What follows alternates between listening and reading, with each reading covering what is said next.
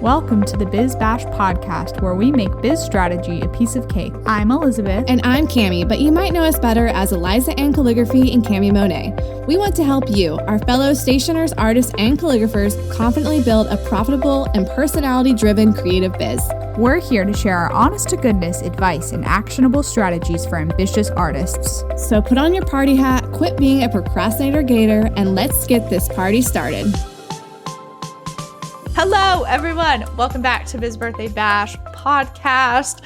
Today is another Q and Cake episode where we answer questions from our audience. And these are not from 2019. I made sure to actually pull some current ones this time so we do not embarrass anyone severely by asking a question that they were like, that was like forever ago and I already figured it out. And we'll try not to do that to you guys anymore, but it was kind of funny. Also, thanks for still listening to the podcast. Yeah, right? Cool. She said that her heart like skipped a beat when she heard her name, and it made me laugh. She was like, what? This question is like from 2 years ago. Oh my gosh. So we are going to jump right in, answer some questions. We're going to talk a little bit about our Black Friday sales coming up and what is on the docket for this year, just so you guys know what to plan for. But we actually have our very first question that kind of leads into that perfectly. So Cami, do you want to read our first one? I will read it, but not before we do that, I got to tell you something. Okay, I'm ready. So do you remember on one of our Q and Cakes, I don't remember what we were talking about, and we were like, oh, we could name the baby thing, like the baby product, whatever it is. I'd be like, oh, it was like carriers. And I was like, Up a Baby, so cute. And we didn't realize it was a real Up a product Baby, name. yeah. And you're like, nothing should go Up a Baby. And then someone was like, that's actually a very nice baby brand or whatever. And I just feel like I needed to let you know that the stroller we got is an Up a Baby stroller. And now I think about you all the time. I know. I do remember that because I was like, nothing should go up a baby. So why would someone like that? name Why would that? you say that? I was like, it's just like carrying the baby. It's sweet, like Up a Baby. Like, and now I have my stroller, and every time I look at it, I think of you saying that, and you ruined it. So I'm sorry. I love how I like preemptively ruined that like more than a year ago. That episode has to be like more than a year old at this probably point. one of our first episodes, honestly. Yeah. I actually feel like it was like before we took our summer break in 2020. Oh, it was it was like a 2019 episode for sure. But yeah, she was right. It is a super bougie, fancy, nice baby brand. So hilarious. Up a Baby. Yeah. It's instead of like whoops the baby, up the baby. I don't even know. Oh my gosh. One of my mom and I's favorite cartoon references ever is when Bugs Bunny, I wonder if anybody has ever seen this. Maybe you have, Cami. Like Bugs Bunny has the criminal, the little like criminal baby sneak into his house because the criminal pretends to be a baby because he's like such a short man. Yeah, I know what you're talking about. And he calls him Finsta. He's like Finster, like I remember all that. Okay. So my mom used to call me Finster when I like made trouble. That was like a nickname of mine growing up because of this. Really cute. Because of this cartoon. And there's at one point where Bugs Bunny figures out that the baby's like actually a criminal. So he goes, "Whoops, a baby," and he like throws him into the ceiling. Do you remember that part? I don't know if I remember that specific part, but I remember the characters super well. Yeah. Oh, like, okay, Cami sent me a picture of her with the stroller, guys. I look stupid in this picture, but I just wanted you to see the stroller because it's so cute. Oh, did you say you look stupid?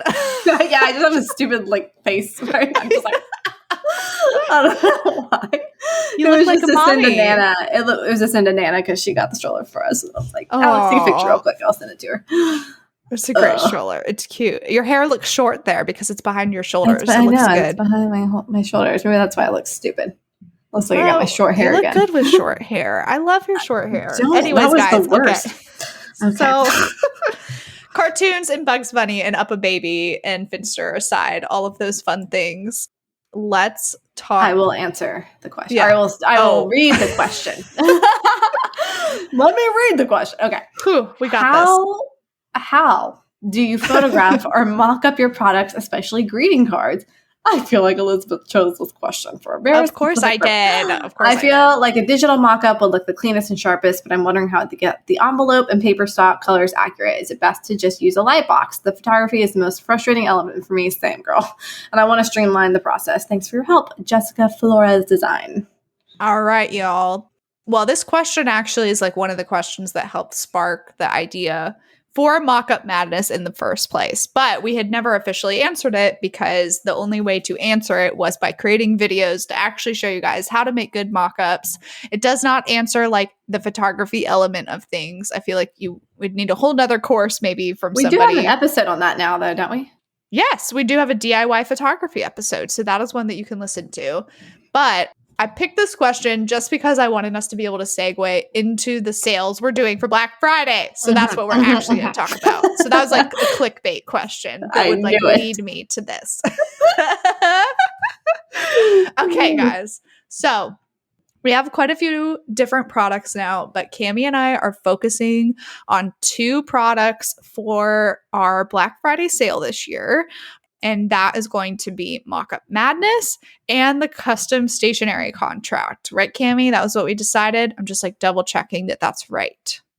Yes. She's like not even sure.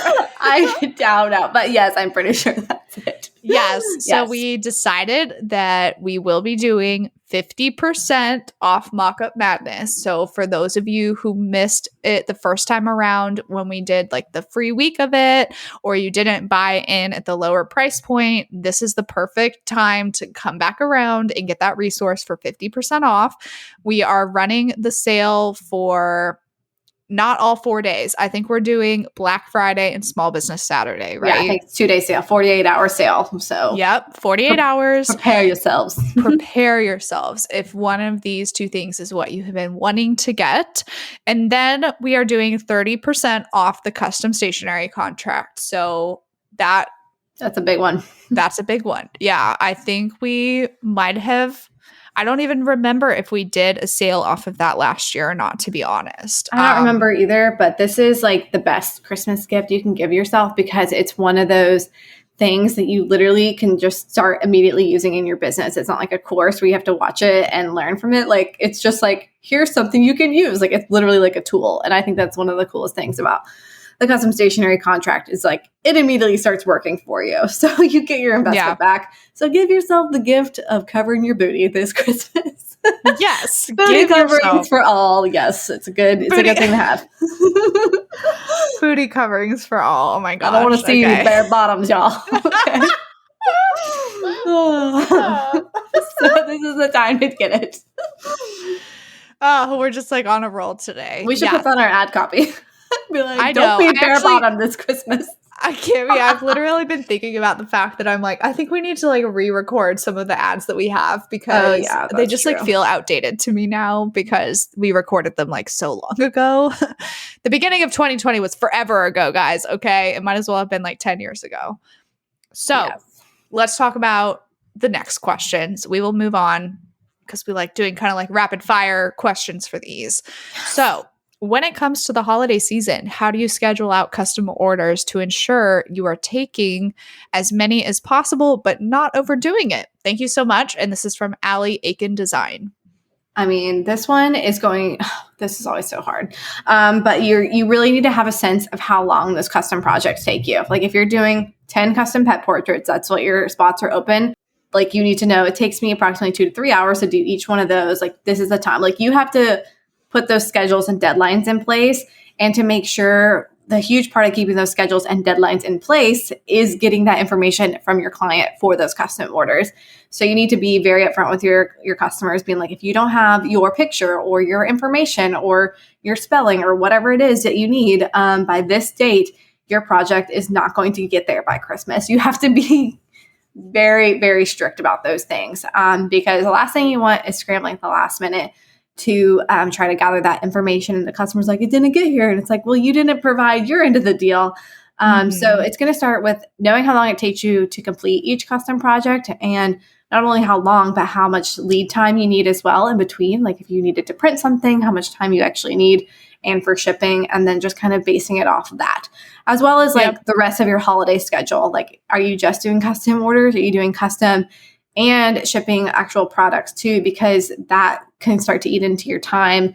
And that's something that's hard to quantify because you just don't really know how many orders are going to come in. So lots of things to consider. And I will say you can start a little smaller. Like I wouldn't go super ambitious with it, because if you do find yourself like feeling like you could take on more, you could always do a last minute spots. Like I have 2 more spots last minute and fill those instead of just trying to take on too many at once.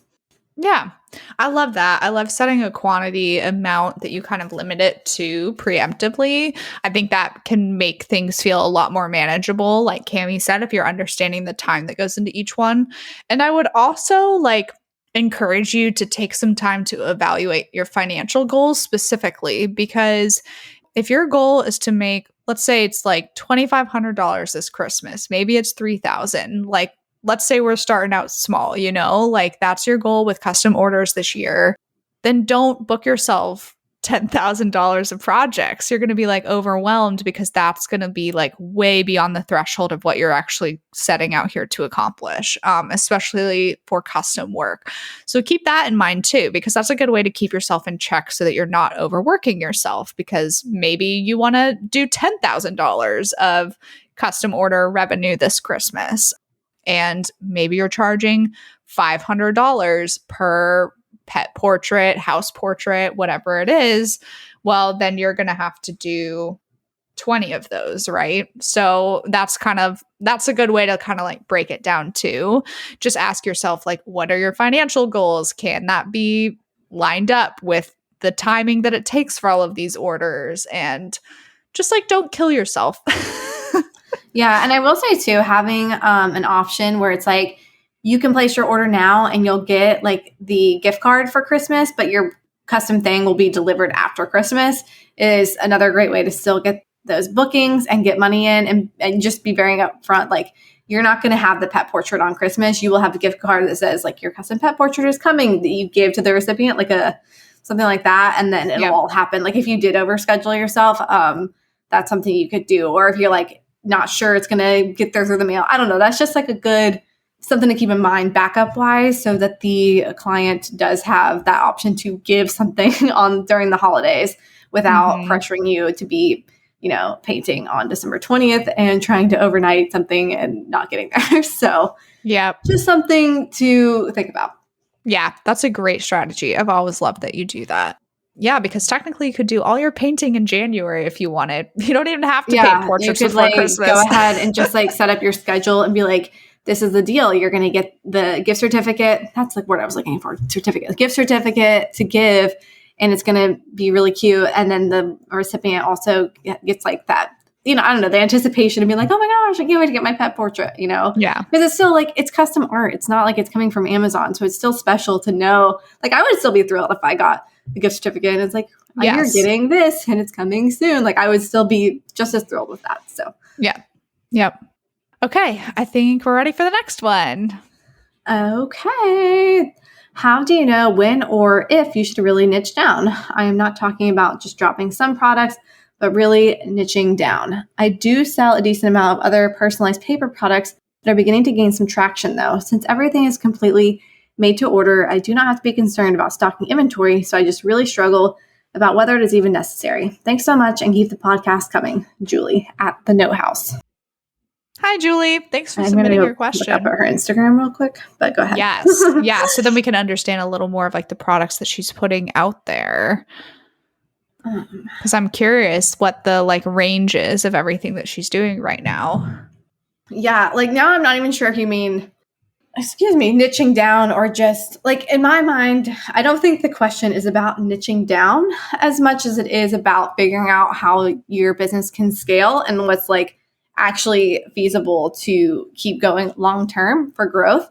So custom products, like, yes, right now with the amount of orders you're getting, it might be like very easy to do and very feasible, but is that comfortable where you are right now? Like, are you trying to grow that? Because you're trying to grow that, the custom stuff does get, you have to figure out how that's going to work. Is it just printed? Is it just this? And how that's going to scale.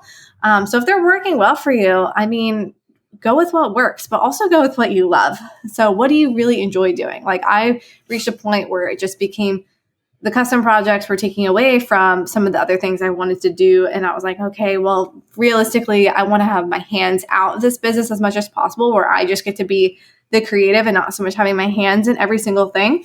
So for me, that made the decision really easy to start, gearing more towards products and inventory and that kind of thing, although that comes with its whole other set of issues.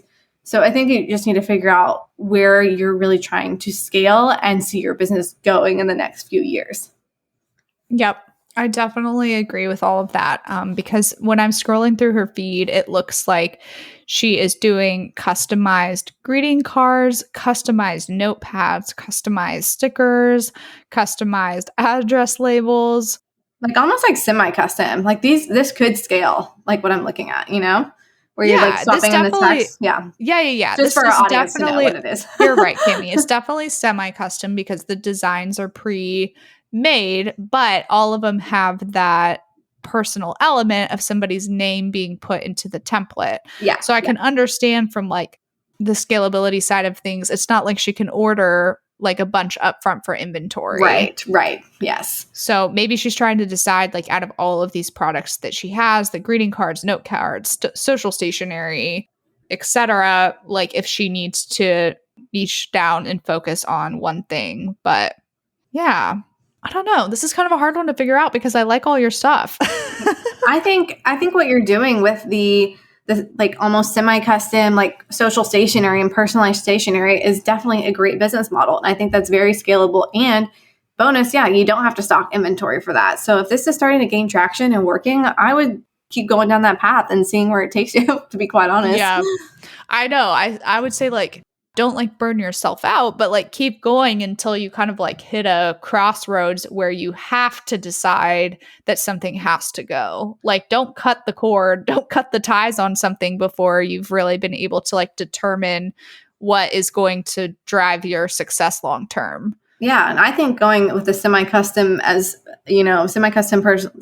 social stationery is a niche. I think that's niching down. So I think you could just do that and get rid of anything that's not personalized. Like everything is personalizable. I mean, that's every type of business model is going to have, challenges with it. But I think if you're getting traction with that, it clearly is resonating with your audience and there's definitely room for growth there and scalability too. Agreed. So keep doing what you're doing, Julie. Keep doing what you're doing. And if you want, you can always add a couple products to your shop that aren't, that don't have the personalization element to see if anybody picks those up and snags like a couple extra things when they're in there getting something else. You can experiment with that a little bit with some of your designs, but that's up to you. Here's what's going to happen. People are going to be like, can you actually personalize this one for me? Yeah. That's exactly what's going to start to happen. And then you'll be like, all right, Okay. I'll personalize this one too. So, all right. Next question is I am just starting my wedding stationery business, so I did miss out on the Stationer Summit. It sounds like it was such a huge resource to so many creatives. Will this be coming back again? And is there an option to purchase the courses now? And this is from @sweetscape.design. And I put this in here because I thought it would be good for Cami and I to like formally announce to the world that the Stationer Summit, like as the Stationer Summit is not ever going to be for sale ever again. I know that's like really heartbreaking to say. And it feels so sad and like, I don't know, grinchy to say. But here's the honest truth of it, guys, is that our contract with those educators went through the end of 2020. And Cami and I aren't the kind of people that like selling content. I don't know, that like selling content that other people like provided for us. It was supposed to be a very big collaborative effort, which it was. And it was really amazing and really wonderful at the time.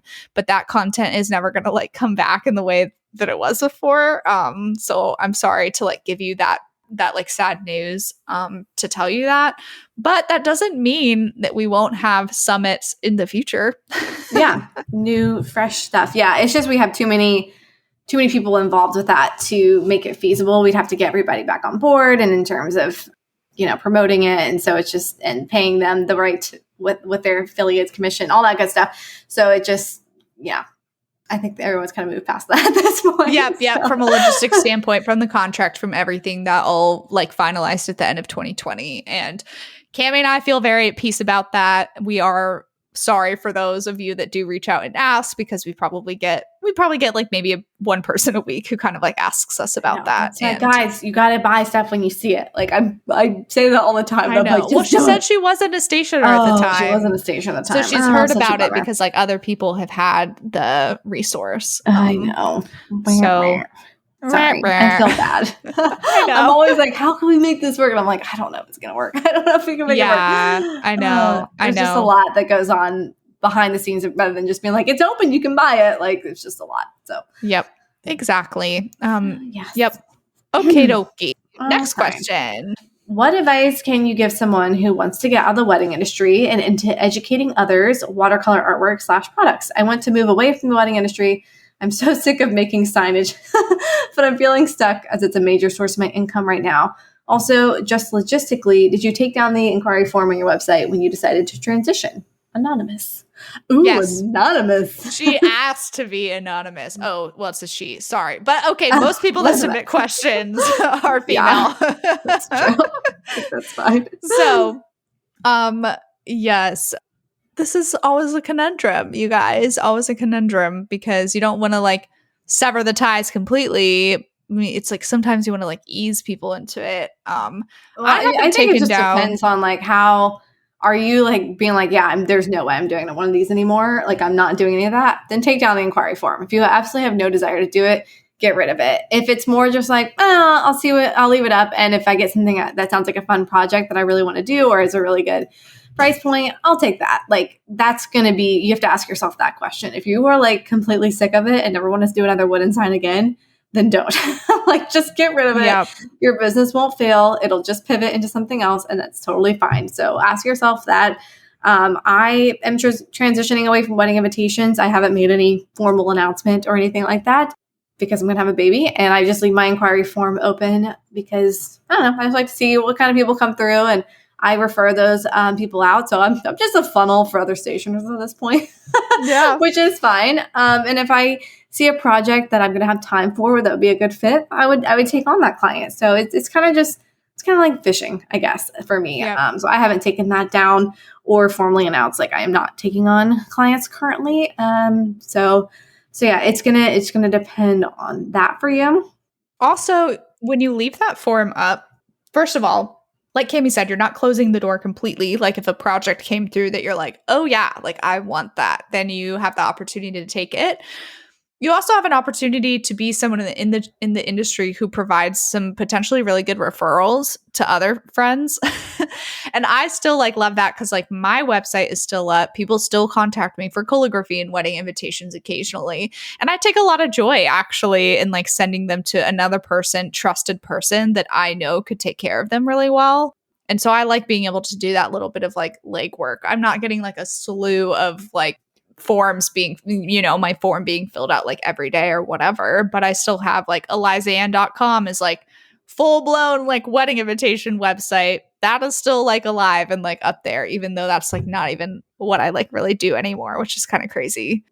But yeah, so I know like the wedding industry is hard to transition out of because it is a huge moneymaker. And so it can be really scary to start to pivot your business. And so for me, everything I do in my business is just like a forced move. It's like, well, 2020 happened, so now you have to force yourself doing this, or like, oh, you got fired, now you're forced to do this. So I just kind of like roll with the punches. But I think if I was making more of a conscious effort, I will say your business will start to grow wherever you're like watering it. So if you do decide to make that pivot and just like be like, I'm going to step away from wedding stuff for 6 months and just like put my effort and energies into growing the artwork side, the product side, this type of thing, you can totally do it and your business will grow with you. Like you just have to take that scary step where it feels like you're letting go of money. And that's like the scarcity mentality that totally gets all of us where we're like, oh, but this is such a good money maker. Because I felt that way about invitations too. But then, I realized, oh, but I'm still making just as much over here by doing this and, I'm freeing up a bit of my time. So you just kind of have to take that scary leap and don't be afraid of losing the money, because when you lead with that mentality, it just keeps you in this like sense of fear where you feel like you're stuck all the time and you can't truly move with your business and grow with your business into what feels right for you. Yeah, you're like in a prison of your own making. Yeah, and then you're going to burn yourself out. And then when you burn yourself out, then you're not going to make any money because you're not going to want to do anything. So take a break. And then if you're like, you know, I actually really enjoyed making signage. I missed that. Like you can always go back to it. There's no hard and fast rules. Like it's totally fine. But give yourself at least like a couple months of space to just try it and see. And if you fail after a couple months, I say fail. But I mean, if it's just like not working for you and you like, the wedding signage was really, really bringing it home. Like I'm going to do that again. It was really fun. Maybe you just come back in with a refreshed sense and like some renewed creative energy there. So just don't be afraid to, you know, manipulate your business the way you want it to look. Yep. You're in charge. Yep. I completely agree. Let's answer her part of the question too about education. Yeah, about advice we would give to somebody who wants to go into educating others. How did we end up here, Cami? How did we end up here? It's kind of funny to like look back at it. Gosh, first of all, it was one of those things that when we started doing the education side of things, we kind of like fell into it because we did the free webinar. We're like, this will be fun. Let's like meet up together in Savannah and do the free webinar. I just feel like Instagram was so different at the time. I know everyone hates hearing that, but like the engagement and community on Instagram kind of seemed to be a bit stronger. And then when Cami and I did, this is like the biggest thing I think was that Cami and I did the webinar, the free webinar in 2017, and 500 people signed up. And I think that made us realize that people were like interested in what we had to say. So I think that is the first thing that you have to check. It's like, do you have an audience there? Are people wanting to learn from you? Are people asking questions? Mm-hmm. Yes. I know. Are people in your DMs being like, oh my God, I want to know this. How do you do this? Like that is a good clue that you might have a good audience for educating. If they're not, then maybe start putting out some behind the scenes of you doing the work or how you do it or whatever you want to educate about or talking about some business strategy and just kind of see how your audience reacts to that and see, you know, are you bringing something new to the table with that? Like there are so many people educating all the time. And honestly, I love watching people's stories where they're just talking about stuff they've learned.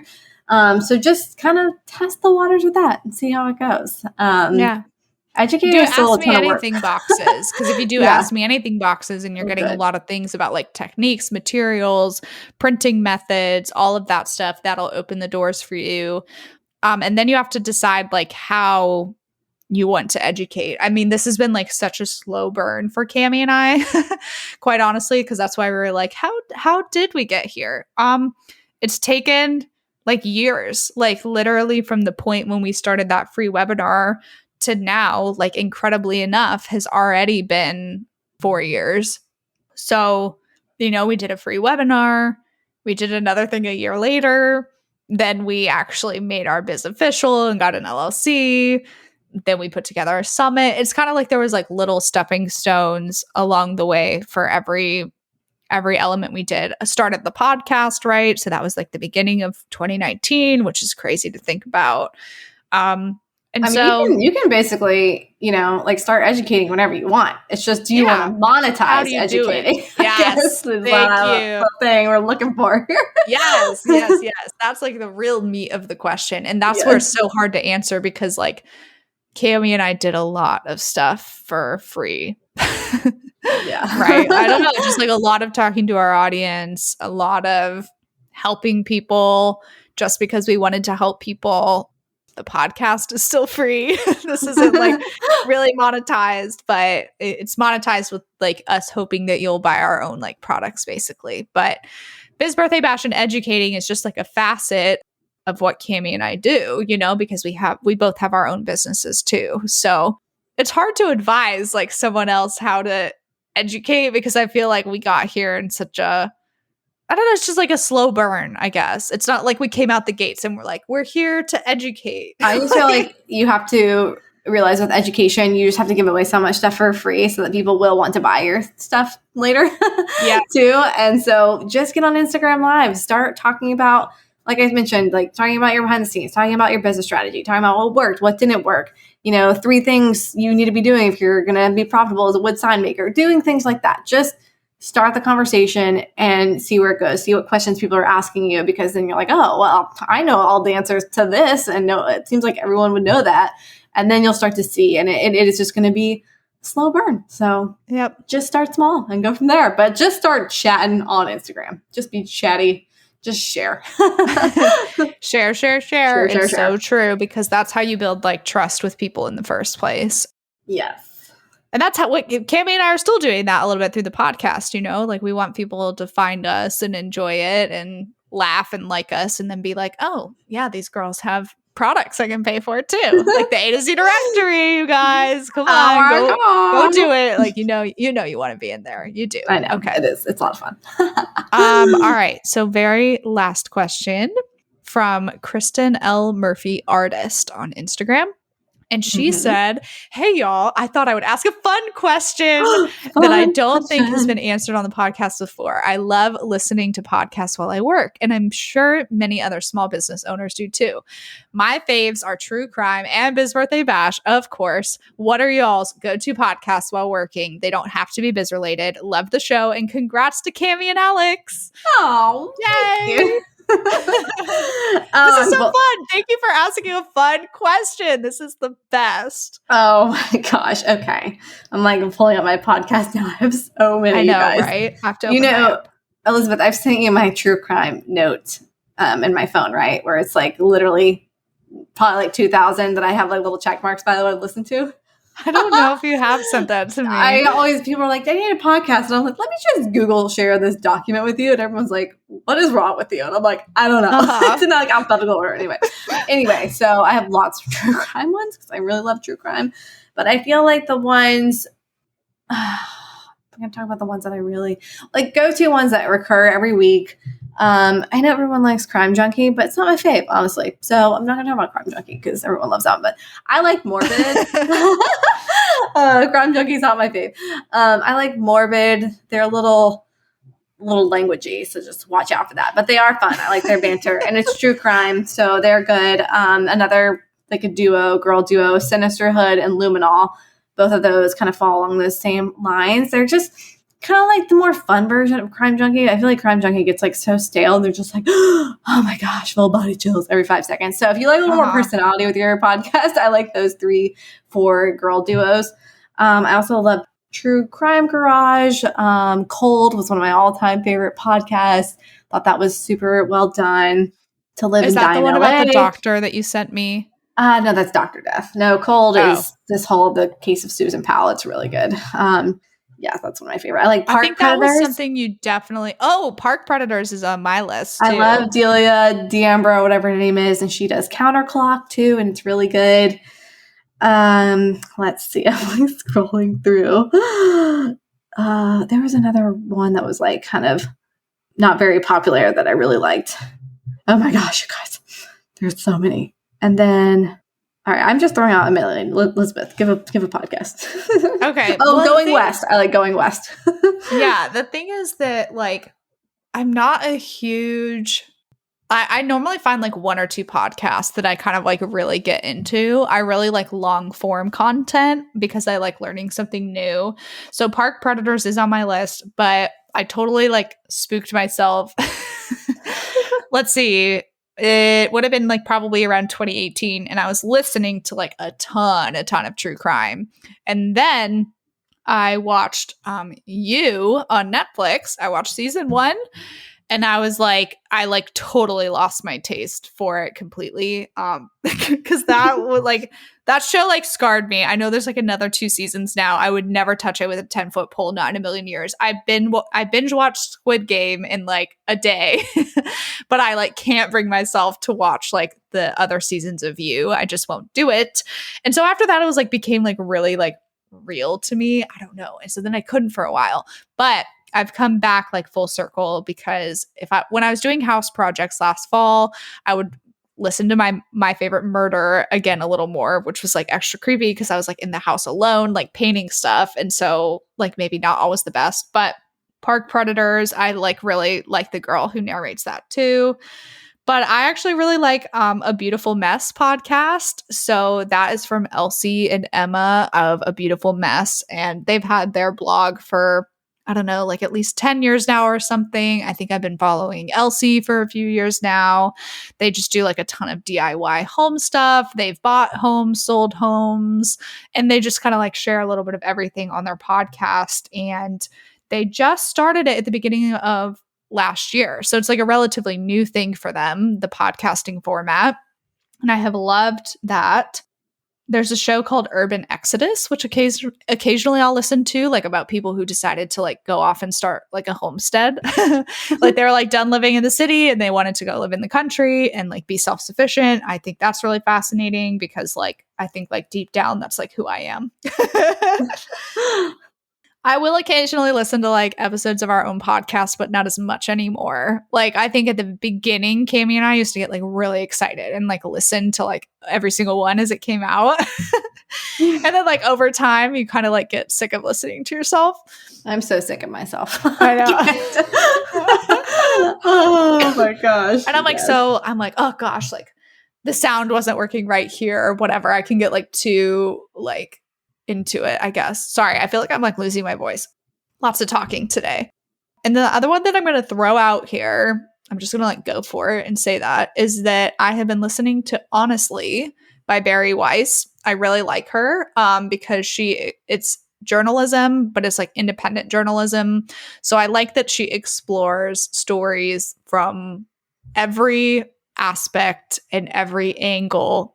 And that to me is a big relief, I think, in like, I don't know, just current times when things can feel really like divisive. So I like some good journalism that is willing to explore, ask some questions, see what everyone is like feeling on both sides. Like I like that kind of stuff. So if you've been craving something like that in your life, that's something that I would recommend. And just a reminder, like everyone here is an adult listening to this show. If you listen to that and you don't like it, that's your prerogative and your choice. You don't have to listen to it anymore, okay? But that's something that I have found like really, really interesting. So I hope everyone's taking notes because we got some good ones coming out here. I got a few more. Okay, go for it. So one of the other ones I really liked that was more long form. This wasn't super popular, but it was on one case, and the case is like currently happening. Is In Your Own Backyard, the Kristen Smart case, and it's really good. I highly recommend. Okay, that's a good one, a nice investigative one. And then shoot, it just went out of my head. Where did it go? Oh Lord! Oh, True Crime BS, the story about Israel Keys, which is like the creepiest dude of all time. Oh my Lanta, he like freaks me out so much. Okay. That's a good one. The creepiest dude? Yeah, he's like just the creepiest serial killer. Like, for a second, I thought you said the creepiest nude. And I was like, what? Like he was like a nude serial killer? Okay. He was not nude. Well, he might have been. I don't know. I think he's like one of the scariest serial killers I've ever heard of. And the stories are just so in depth.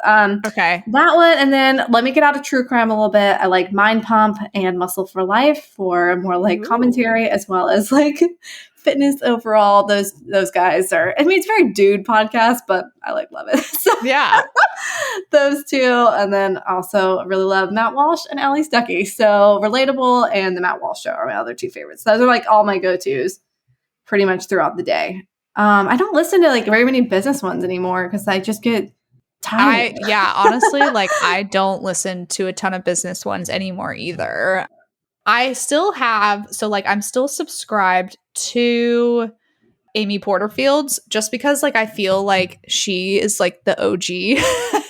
Yeah. And like even though I don't listen to it, there's like a little part of me that's like, oh, Amy, I can't do you dirty and unsubscribe to you because like you're like the OG, like really first podcast I ever listened to because I hate her intro. I think she changed it. It was the one with like the dude, right? And he was like the online marketing made easy. Oh yeah, she hated it too. She hated it too because she originally changed it because she admitted that she was like, I felt like at the time when I started my podcast that was like the direction I had to go. Right, it was like hire a professional voice actor, and then she was like, and I totally hated it. Eventually I was like, wait, what the heck? Like, that's not like not true to me. So it's different. It's definitely different. Yeah. now. Okay. Because I was like, why is this? This is just doesn't fit. Like, I don't know. I hate those like third party intros. And there's another one. I don't know why it's not refreshing on my feed. I thought that I subscribed to it the other day. Okay. But there's this girl that I went to high school with, Rayanne, and she's like a blogger in LA now. And so that's kind of been fun because I follow her, and she has a business partner, kind of like me and Cami, and they do a podcast together called The Confident Collective. And I think that one's been fun too. They're both plus size models. So they talk about like that industry. They talk about online dating. And like, even though those things aren't like my life anymore, like obviously I'm married, so I'm not like online dating, I still find that very interesting to listen to other people's stories of like what they're going through, navigating through life like that. One of the girls actually, so Rayanne is still the one who's like doing a lot of online dating, but her business partner is married and has like a newborn baby. So they're kind of like both navigating through like different things while being like models, business owners, like, and so I was listening to some of their stuff the other day, and I was like, I like this. This is like fun and different and fresh and more girl power. So yeah. Oh, so many podcasts. Okay, one more, you guys. Yeah. This one is not true crime, but it's kind of spooky. It's like spooky stories, and it's the same guy who does Up and Vanish. This is one of his podcasts called Radio Rental.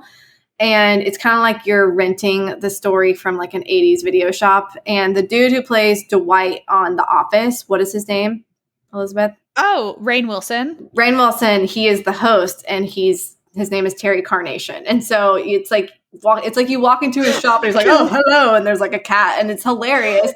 But then he's like, let's check out this story. And he like puts in the tape or whatever. And it's a spooky, creepy story. It's going to give you like chills, you know, it's a very fun listen for sure. Okay. If you don't want to go into like true crime murder, but just love like a little spooky story, like I love that podcast. It's really fun to listen to. Okay. Well, now I'm like one more. Okay. And I'm done. I'm not going to tell you more after that. I just felt like that was a good one. But the thing is, you said Up and Vanished, right? And as soon as you said that, I just feel like everyone knows that one now. So everyone knows that one. And I have to say, it's like not like that great. Whatever. There's like thoughts on that we can like unpack some other time. But Payne, what's his name? Payne Lindsay. Payne Lindsay. Thank you. He like narrates that. Okay. Were you the one that sent me this, Cami? Done Disappeared.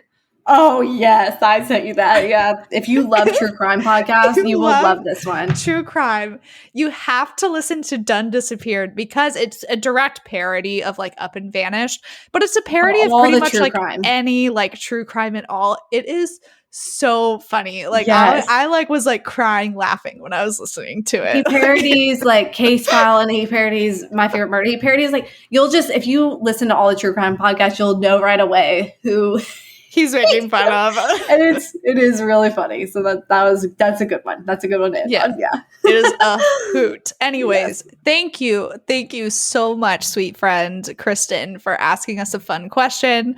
I think that totally brightened our day. We just like talked about that just for like 15 minutes, I feel like. I love giving podcast suggestions. So yeah, we could go on and on for evs. All right. You guys know the deal. We're not going to do housekeeping today. It's a Q and Cake episode, but shout out, go join the A to Z directory if you're not in there already. Come on, come be our people. You've been listening to us for a while. We know you want to.